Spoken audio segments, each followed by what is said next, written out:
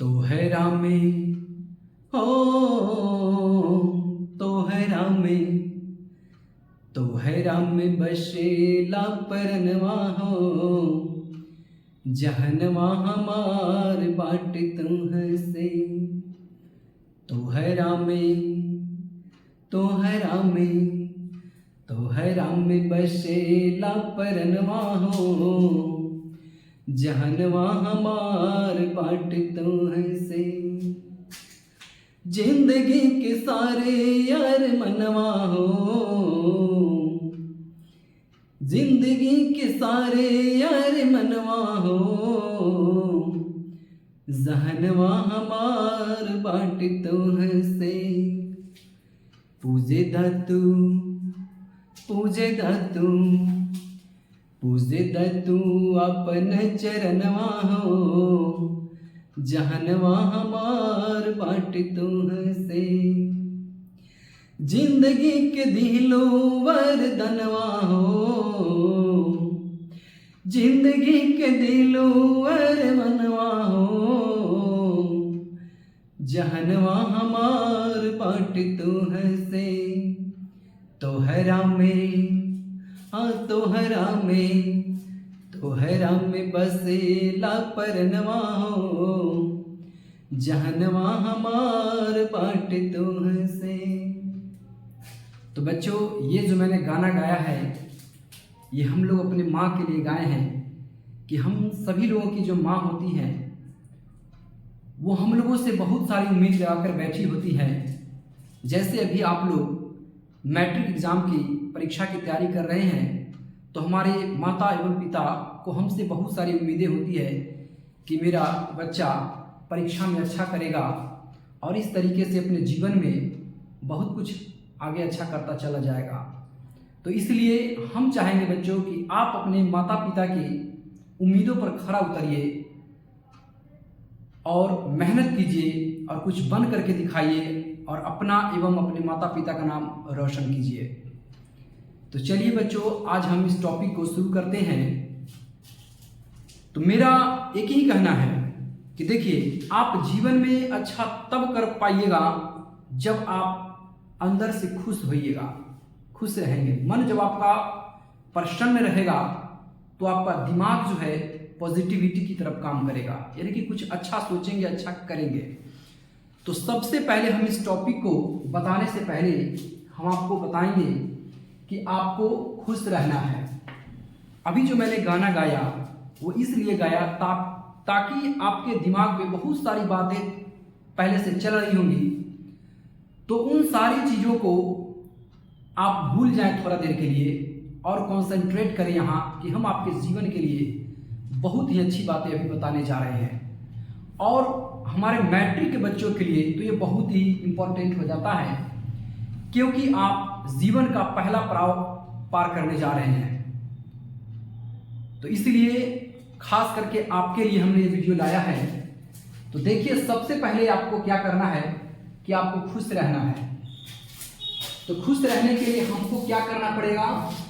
तो इसके लिए हमको निगेटिविटी से दूर रहना पड़ेगा।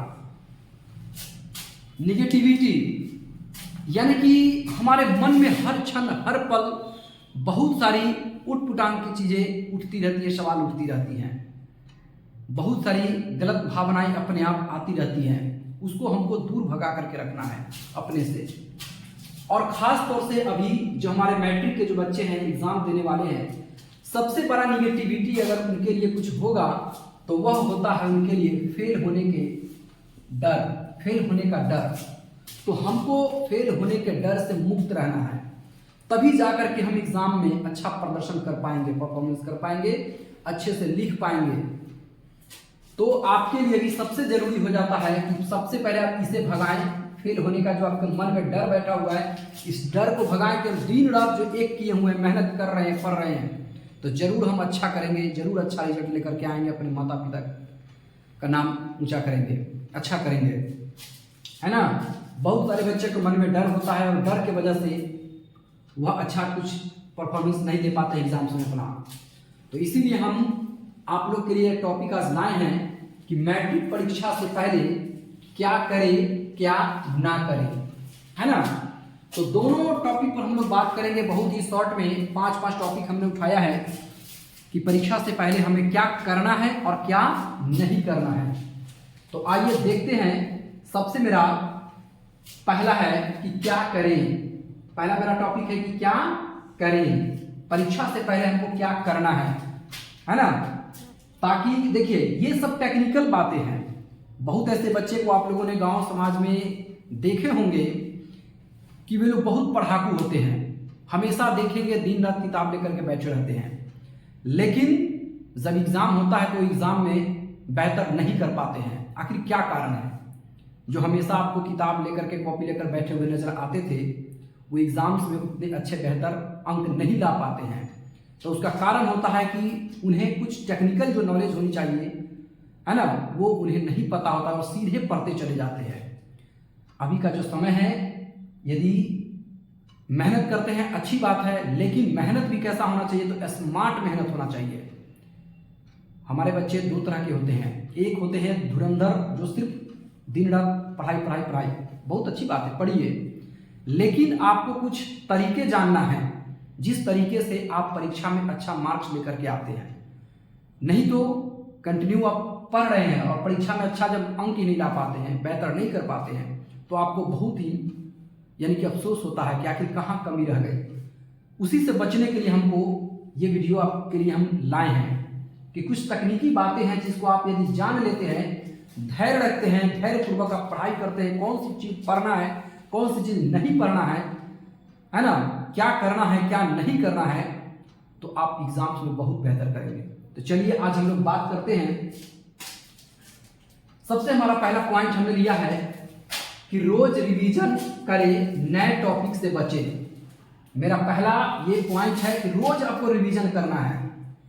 अभी एग्जाम्स करीब आते जा रहा है तो बहुत सारे बच्चे क्या करेंगे, उनको लगता है कि हम क्या पढ़ें, कभी ये पढ़ ले कभी वो पढ़ ले कभी वो पढ़ ले। नहीं, अब आपने जो पढ़ाई करना था वो करीब कंप्लीट कर चुका है और उसे हमको क्या करना है, रोज रिवाइज करना है, रिवीजन करना है, याद करना है कि जो हमने पढ़ा है क्या हमें वह याद है या नहीं है। और दूसरी बात कि नया टॉपिक से भी आपको बचना है, क्योंकि अब एग्जाम नजदीक है। आप नया टॉपिक लेकर बैठेंगे, आपसे वो कंप्लीट होगा नहीं, याद होगा नहीं, समझ पाएंगे थोड़ा बहुत, तो आपके मन में बेचैनी उत्पन्न होगी, आप परेशान होंगे कि हो सकता है, और एक डर सताने लगेगा कि कहीं अगर यही टॉपिक एग्जाम्स में पूछ दिया तो हम क्या करेंगे, है ना। तो ऐसी बात नहीं है। आप देखिए बच्चों, दूसरा हमारा जो टॉपिक कहता है कि टाइम टेबल बना करके पढ़ाई करें, है ना। कहने का मतलब ये हुआ कि जब आप टाइम टेबल बना करके पढ़ते हैं तो आप सारी सब्जेक्ट को, जो भी सब्जेक्ट आपको पढ़ना है, मैथमेटिक्स हो, साइंस हो, सोशल साइंस हो, है ना, इंग्लिश हो, जो भी है, वो सभी सब्जेक्ट को आप अच्छे से कवर कर पाते हैं और सभी सब्जेक्ट में अच्छा नंबर ला सकते हैं। इसलिए इससे पहले भी हमने जो वीडियो बनाया था आप लोग के लिए, उसमें हम टाइम टेबल का चर्चा किए हैं। तो दूसरा टॉपिक आपको करना है कि टाइम टेबल के साथ पढ़ना है। तीसरा टॉपिक आपका कहता है कि पिछले साल के प्रश्न जरूर देखें, है ना।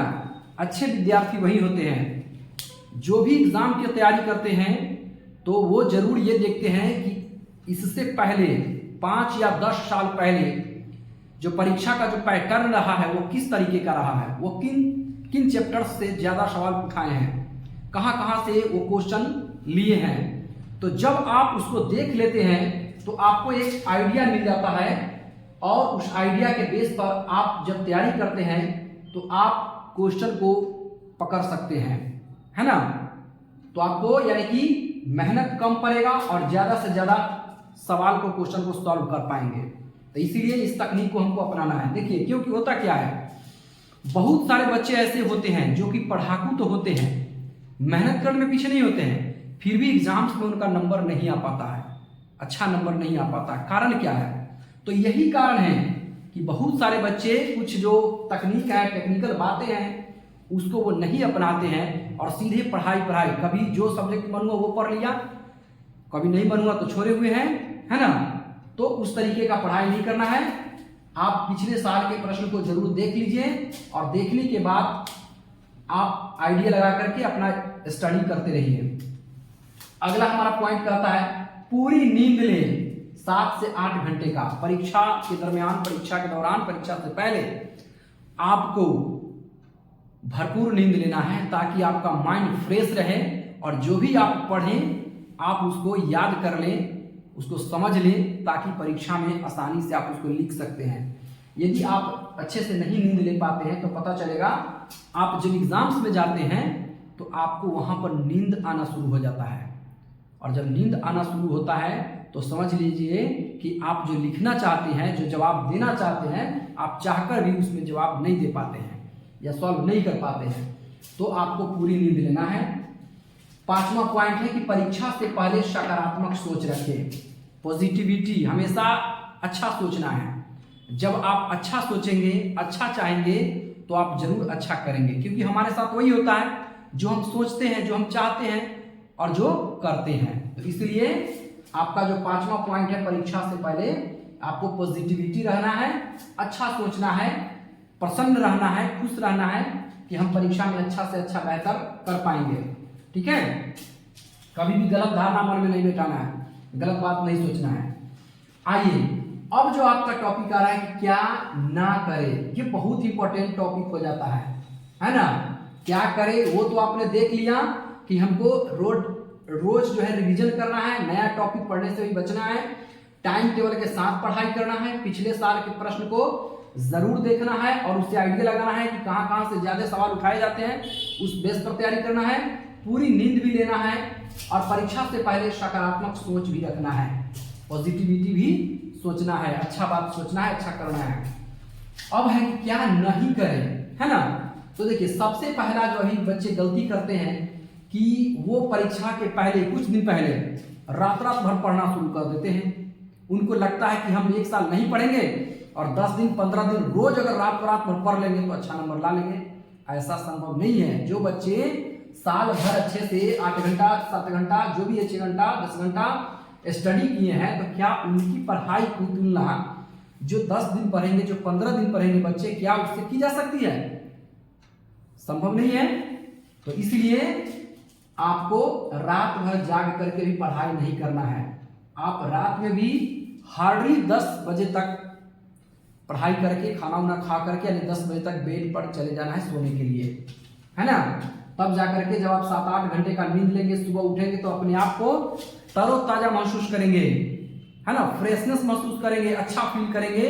और जब पढ़ाई करने बैठेंगे तो आप अच्छा से किसी चीज को पढ़ पाएंगे, याद कर पाएंगे, या मैथमेटिक्स का भी क्वेश्चन सॉल्व करेंगे तो वो भी अच्छा से सॉल्व कर पाएंगे। ठीक है, तो ये टॉपिक है पहला कि आपको क्या नहीं करना है। तो रात भर जागकर पढ़ाई नहीं करना है, जो आपने रूटीन फॉलो किया है उसी के हिसाब से चलते रहना है। दूसरा, बिना पढ़े नया टॉपिक शुरू नहीं करना है ना।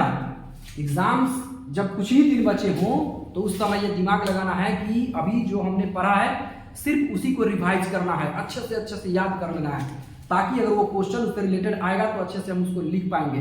पहला ही बात हमने ये कह दिया था, रोज रिवीजन करना है। तो बिना पढ़े, जब हम नहीं पढ़े हैं जिस टॉपिक को, तो उससे रिलेटेड सवाल को ले करके नहीं बैठ जाना कि ये तो हमको उससे नहीं बन रहा है, आखिर कारण क्या है ना। तो कुछ कारण पर ध्यान नहीं देना है। यदि उस पर आप ज्यादा ध्यान देंगे, ज्यादा दिमाग लगाएंगे, ज्यादा जोर डालेंगे तो पता चलेगा आपको निराशा होगा, और निराशा होगा तो जो भी आप लिखने वाले थे, अच्छा करने वाले थे, जिसका जवाब देने वाले थे, वो भी आप नहीं दे पाएंगे। तो यदि उस टॉपिक को अगर नहीं पढ़े हैं तो पहले उस टॉपिक को हम पढ़ लेंगे और तब जाकर के उस टॉपिक से रिलेटेड सवाल को बनाएंगे तो हमसे बनेगा। बिना पढ़े उस टॉपिक से रिलेटेड सवाल को सॉल्व नहीं करना है। चलिए अगला पॉइंट हमारा कि डर और अफवाहों पर ध्यान ना दे। बहुत सारे बच्चे क्या होते हैं, अभी परीक्षा से पहले बहुत सारी अफवाह, झूठी बातें, झूठी खबरें उड़ेंगी, है ना, कि परीक्षा में ये होगा, वो होगा, ऐसे होगा, वैसे होगा, बहुत रकम की बातें सुनने को मिलेगी उससे पहले आप लोगों को। तो आपको कुछ चीज पर, उस पर अफवाह पर ध्यान नहीं देना है, डरना नहीं है, क्योंकि आप मेहनत करने वाले बच्चों में से है। तो डर फिर किस बात के, है ना। आपको तैयारी अपना जारी रखना है, धैर्यपूर्वक पढ़ते रहना है और अच्छा से अच्छा ध्यान देना है कि हम कैसे एग्जाम्स में करके आएंगे, लिख कर आएंगे। ठीक है। चौथा जो हमारा पॉइंट है बहुत इंपॉर्टेंट है कि मोबाइल या रील्स में ज्यादा समय बर्बाद ना करें। ये तो अभी के समय के बच्चों के लिए बहुत इंपॉर्टेंट टॉपिक है। क्यों? क्योंकि ज्यादातर बच्चे जो है अपना अधिकतर जो समय होते हैं वो मोबाइल्स में रील्स देखने में व्यतीत कर रहे हैं और उन्हें लगता है कि एग्जाम्स में अच्छा कर लेंगे, जो कि पॉसिबल नहीं है।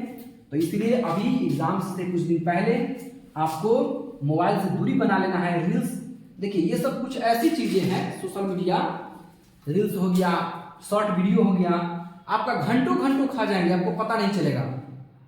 एक बार आप देखने बैठ जाते हैं, आपका 2 घंटा 3 घंटा कैसे निकल जाएगा, पढ़ाई का समय कैसे निकल जाएगा, आपको पता ही नहीं चलेगा। इसलिए अभी एग्जाम्स से पहले आपको क्या करना है कि मोबाइल से दूरी बना लेना है ना।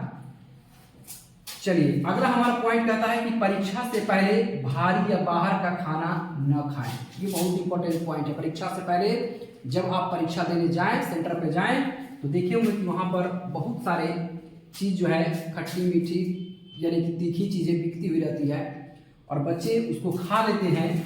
तो खाने के बाद उनकी जीभ चलने लगता है या पेट में कुछ गड़बड़ियां महसूस होने लगती है, मन जो है से कि खराब हो जाता है, जिसके वजह से वो परीक्षा में बेहतर नहीं कर पाते हैं, वो अच्छा से लिख नहीं पाते हैं, बेचैनी हो जाता है ना।